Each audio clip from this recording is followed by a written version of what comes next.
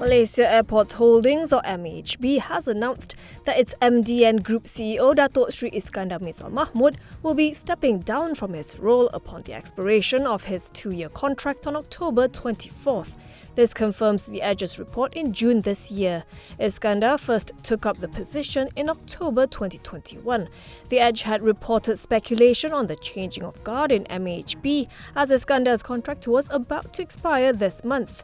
Meanwhile, the airport's operator said it has appointed its Group CFO Muhammad Rustam Shahrum as its acting Group CEO. Muhammad Rustam joined MAHB on January 1st, 2020. Prior to MAHB, he was CFO at UAM Sunrise.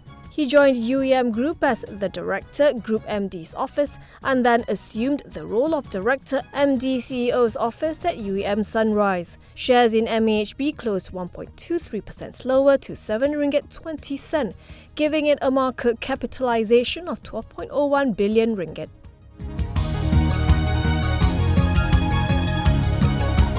Top Glove Corp posted its largest quarterly net loss for the fourth quarter of FY 2023, mainly due to impairment totaling 389 million ringgit. The world's largest glove maker booked a net loss of 463.15 million ringgit against a loss of 62.99 million ringgit in the fourth quarter of FY 2022. Top Glove told Bursa Malaysia that excluding the impairment, its loss after tax would narrow to 65 million ringgit. The company has been in the red for 5 straight quarters. Meanwhile, revenue for the fourth quarter of FY 2023 halved to 475.87 million ringgit. For the full year, the group posted a net loss of 926.64 million ringgit, marking its first annual loss on revenue of 2.26 billion ringgit. In a statement, Top Glove Managing Director Lim Cheong Wan said the sector's mid to long-term prospects remain promising. Still, he noted that the high cost of heat energy from natural gas is rendering Malaysian rubber glove manufacturers less competitive than rivals in countries which have lower energy costs. Top Glove shares slipped 3.8% to 75.5 cents, valuing it at 6.2 billion ringgit.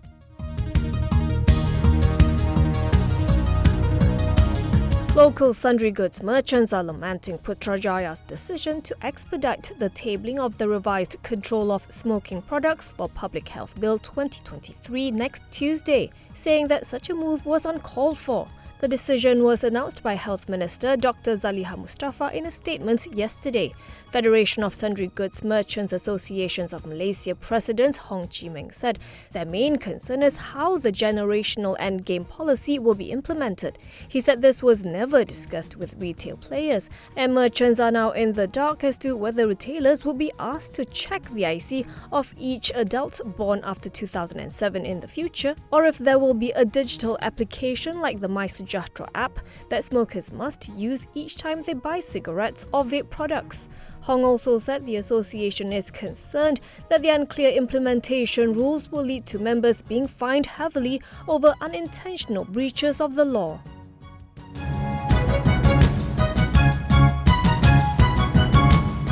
Goldman Sachs banker Roger Ng will be returned to Malaysia, where he faces charges related to his role in the plundering of 1MDB.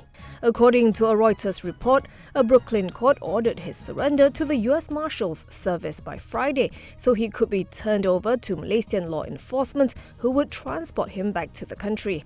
Ng is facing 10 years in prison after being convicted in New York on related charges and will be required to begin his prison term upon returning to the US. Last month, Singapore's central bank banned Ng for life, saying his severe misconduct made it contrary to public interest to allow him to carry on business as a representative. The case stemmed from about $6.5 billion in bonds that Goldman helped 1MDB sell in 2012 and 2013. US prosecutors said officials, bankers and their associates embezzled about $4.5 billion of that sum.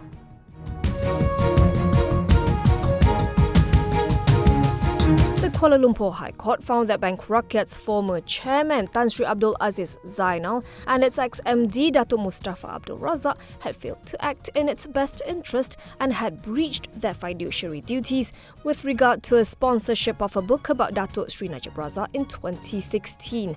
Bank Rakyat had taken the duo, bank publisher Zillari Global and its director Muhammad Ghazali Abdul Majid, and lawyer Noor Alira Ramli to court over a 15 million ringgit sponsorship to publish the book Antara Dua Zaman Najib Tun Razak, mendepani cabaran dan menggalas sejuta harapan.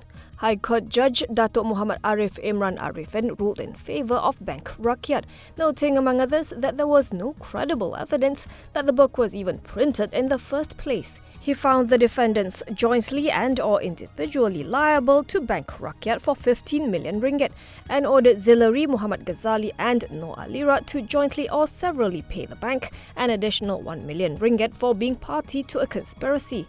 He also ordered costs of 20,000 ringgit to be paid by each defendant.